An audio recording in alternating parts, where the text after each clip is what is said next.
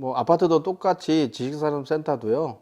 장점이 있는데 아파트 가격에 지식산업센터는 한 50% 정도 가격 시세를 한다고 생각하시면 너무 쉽습니다. 그렇게 이해하시면 제일 빠를 것 같고요. 그래서 서울에서도 가장 인기가 많은 데가 문정이고, 두 번째가 성수동, 뭐 세 번째가 원래 영등포였었는데 지금 이제 마곡이 점점점 뜨고 있고요. 그리고 구로구, 그 다음에 금천구, 이렇게 서울의 그 지식산업센터 시세라든지 인기 지역을 보면 이렇게 순서가 이렇게 돼 있습니다. 네. 평균가는 일단 성수동 같은 경우에 지금 시세로 이야기하면요, 성수동 평균가는 역세권, 초역세권은 2,700 정도 하고요. 여기하고 좀 막 10분 이상 떨어진 데는 거기도 뭐 1,000만 원대 중반 정도가 있겠죠. 그리고 문정도 마찬가지입니다. 초역세권은 3천만 원 정도 하는데, SK 부이온 같은 경우에 분양은 원래 900만 원 했는데 여가고 막 10분, 15분 떨어져 있는 데는 거기가 평균 거기도 한 1,500만 원 정도 한다고 보시면 되고요. 마곡은 지금 마곡지구가 엄청나게 많이 지금 이제 막 활성화되고 있습니다. 내년에 CJ 바이오 연구단지가 지금 원래 아파트가 3,000세대가 들어오기로 했는데 거기에 지식산업센터가 들어옵니다. 분양 예정가는 확실하게 결정은 안 났지만 뭐 요즘 분위기로 봐서는 1,700에서 2,000은 가지 않을까라고 보는 거고요. 현 시세는 마곡도 이렇게 좀 뭐 1,500, 1,700 정도 보시면 되고요. 영등포도 지금 역 주변은 뭐 한 2천만 원대, 막 2,000에서 2,500 정도 되고요. 역하고 떨어져 있는 거는 뭐 절반 정도 생각하시면 됩니다. 구로구도 지금 현재 분양가는 역 주변은 평균 한 그 1,700 정도 되고요. 분양가는 해피랜드 자리가 얼마 전에 1,400에서 1,500에 공장형 아파트는 1,400, 지원시설은 1,500에 완판이 되면서 기존에 있던 900만 원들이 막 1,300만 원에 지금 매매로 나오고 있는데 매물이 거의 없습니다. 그리고 구로구 같은 경우에도 역 주변이 지금 얼마 전에 대륙 22차가 공장형 아파트는 1,400, 지원시설은 1,500에 분양이 다 완판이 됐거든요. 그래서 지금 현재 주변 시세를 보면 분양가는 막 1,500하고 주변에는 1,200, 1,300 이렇게 하고 있습니다. 그리고 이제 금천구에 또 독산역에 SK 부이온 같은 경우에는 아직은 저평가돼 있어가지고 거기도 1,000만 원대 초반 정도 한다고 보시면 됩니다. 네, 그러니까 이제 금천구, 구로구가 이제 그 공장형 아파트형 공장들이 가장 서울에선 가장 많이 있고요. 근데 공장형 아파트에 있는 분들이 대부분 의료, 제조 기반 회사들이 많이 있었는데 이 제조 기반의 회사들이 다 중국이나 캄보디아나 이렇게 베트남으로 가다 보니까 이제 2012년도에 산진법에 의해서 지식 기반 회사들이 많이 생기다 보니까 지식산업센터로 바뀌었습니다. 그래서 대부분 구로가사는 IT의 대한민국의 심장이고, 그래서 뭐 소프트웨어 개발 회사가 상당히 많이 있고요. 그 다음에 이제 뭐 바이오라든지 뭐 연구 R&D 센터. 그러니까 무슨 얘기냐면 중국, 베트남, 뭐 캄보디아나 이런 제조 기반의 회사들을 관리할 수 있는 이런 회사들이 본사 회사가 많이 있습니다. 그래서 처음에는 공장형 아파트로 이렇게 명칭이 됐다가 2012년도에 산진법에 바뀌면서 지식 기반, IT 기반 회사들이 생기다 보니까 지식산업센터로 명칭이 바뀌면서 네이버에 검색할 때도 검색 키워드에 보면 이제는 공장형 아파트보다는 지식산업센터를 검색을 많이 합니다.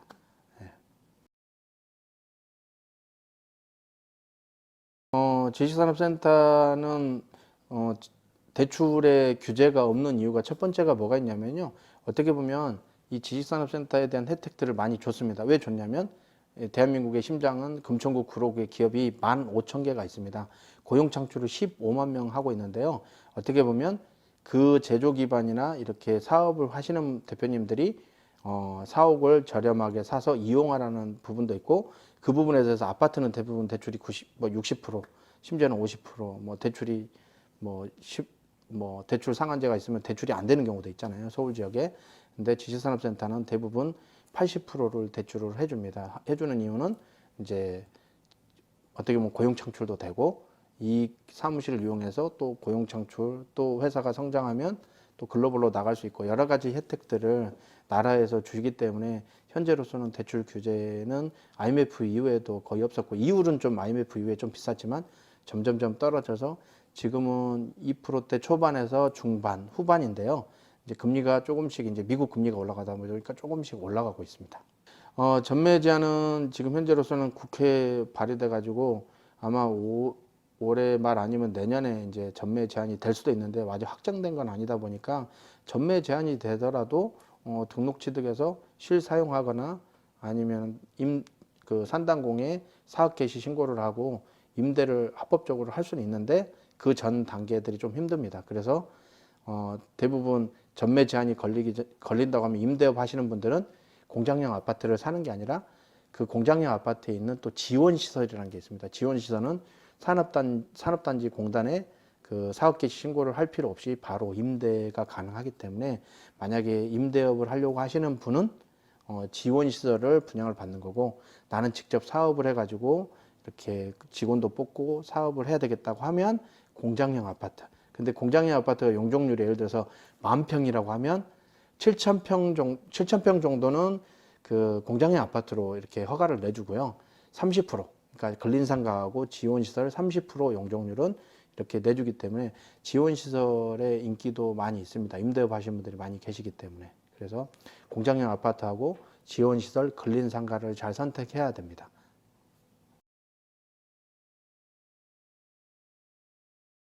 그러니까 코로나 이후에요, 기업이 많이 바뀌고 있습니다. 그러니까 뭐 덩치 큰 기업일수록 뭐 빨리 스피드 경영을 안 하면 위험한 것처럼 이제는 코로나 이후에 이제 그 소형 평수와 대형 평수로 보시면 됩니다. 그래서 지금 현재 보면 공실률을 봤을 때는 지금 저희가 초역세권들은 초역세권이는 5분 안에거든요. 거기는 공실에 대한 걱정은 거의 안 하셔도 되고요. 지금 저희 같은 경우에도 하우스 DYG가 지금 11분, 역에서 11분에 12분인데, 한 3개월에서 6개월 정도는 공실이 있었는데, 지금은 다 97% 정도 입주를 했습니다. 그러니까 공실률은 3% 정도 되는데, 평균적으로 뭐 아파트도 공실이 있는 것처럼 지식산업센터도 3%면 거의 공실률이 없다고 보시면 되거든요. 예. 네, 지식산업센터는 시세 차익은요, 대부분 개인 사업자가 있고 법인이 있습니다. 근데 지식산업센터는 개인 사업자나 법인이 살 수 있고요, 개인 소유로는 안 됩니다. 개인 사업자 아니면 법인. 그런데 개인 사업자로 샀을 때는 개인 자산이기 때문에 장점은 있지만 어떻습니까? 만약에 내가 10억 주고 샀는데 얘가 15억이 됐다 그러면 40에서 50% 정도는 이제 그 세금을 내게 돼 있는데요. 법인으로 사게 되면 2억까지는 11%에 대한 법인세를 내는 건데요. 2억이 초과분부터는 22%의 세금을 냅니다. 그래서 저는 만약에 그냥 작게 그냥 뭐 한 두세 개 정도 살 것 같으면 개인 사업자가 낫고요. 그리고 개인 사업자는 대출이 10억 이상은 대출 규제가 있습니다. 개인 사업자가 하더라도. 그래서 10억 미만 되는 거는 개인 사업자가 낫고요. 10억 이상 되고 이걸 계속 지식산업센터를 추가로 이렇게 뭐 분양을 받거나 매수를 해가지고 좀 임대 수익을 늘린다고 생각을 하신다고 하면 저는 법인을 추천합니다. 왜냐하면 법인을 운영하다가 적자가 나면 만약에 사업을 해가지고 2억 적자가 났는데 만약에 시세 차익은 2억 흑자가 그 시세 차익을 봤어요. 그러면 이게 상계 처리가 돼서 세금을 안 냅니다. 그래서 법인이 좋은 장점이 있습니다. 물론 개인 사업자도 장점은 있는데 이 부분은 다 개인마다 뭐 계획하는 거나 이런 부분들이 틀리기 때문에 그걸 잘 개인 사업자와 법인을 잘 선택하시면 됩니다.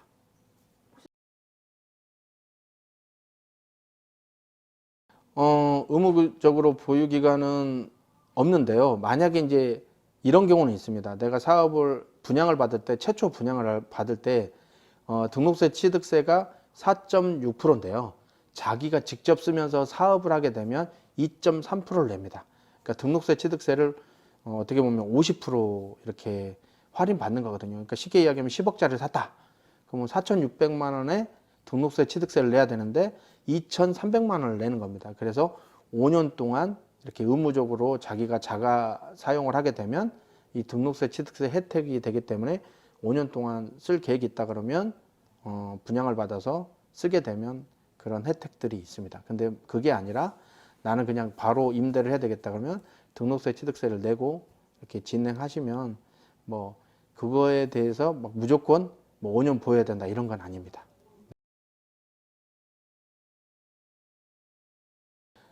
참고용은 일단은 뭐 상가보다는 저렴하고요. 공장형 아파트나 지원 시설보다는 지하다 보니까 저렴합니다. 그래서 뭐 임대 수익률로 따진다고 하면 오히려 상가나 공장형 아파트나 지원 시설보다 임대 수익률은 좋습니다. 그래서 뭐 나는 뭐 시세 차익보다는 임대 수익을 많이 받고 싶다고 하면 참고용은 하시는 게 좋습니다. 만약에 지하라고 하더라도 햇빛이 만약에 들어오는 쪽으로 선택을 하셔야 되거든요. 만약에 팁을 드린다고 하면. 근데 거기가 너무 어두우면 사실 뭐 임대 나갈 때 잘 안 나갈 수 있기 때문에 좀 그래도 지하인데도 불구하고 햇빛이 들어오는 쪽에 창고를 제일 먼저 임대도 나갈 겁니다. 그래서 저는 만약에 한다고 하면 임대 수익을 본다. 그러면 저는 창고를 추천하고 임대 수익보다 시세 차익을 본다.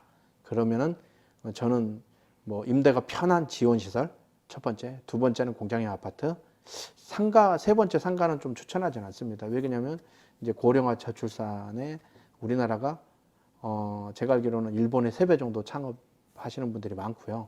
또 더 큰 문제는 코로나 때문에 이제는 배달 대응하는 경우가 많기 때문에 초역세권을 뺀 상가는 저는 사실은 상가는 추천하지는 않습니다. 네. 네, 그러니까 뭐 10억짜리를 매매를 한다고 하면 법정 수수료가 0.9입니다. 근데 평균 0.7 받습니다.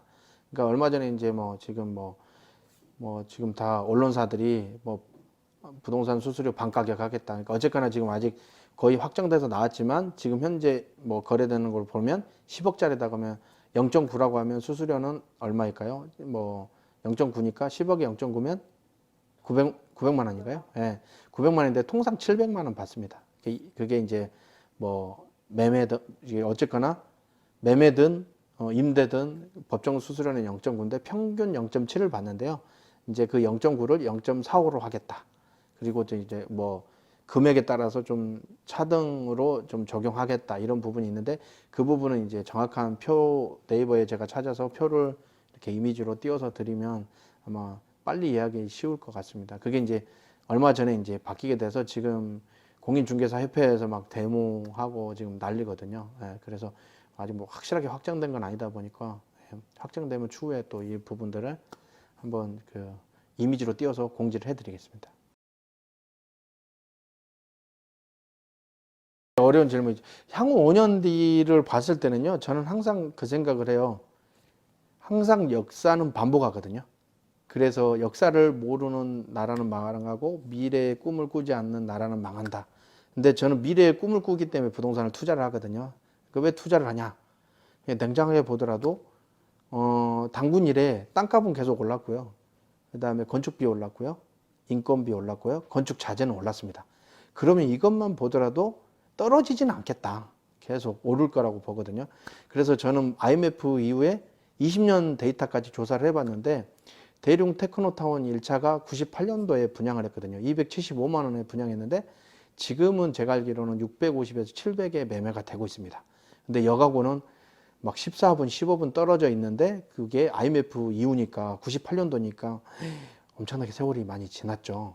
그러니까 그걸 보면 향후 5년을 저는 볼 수 있다고 보거든요. 그래서 저는 뭐 절대 떨어질 일은 없는데 물론 당연히 조정이라는 건 있죠.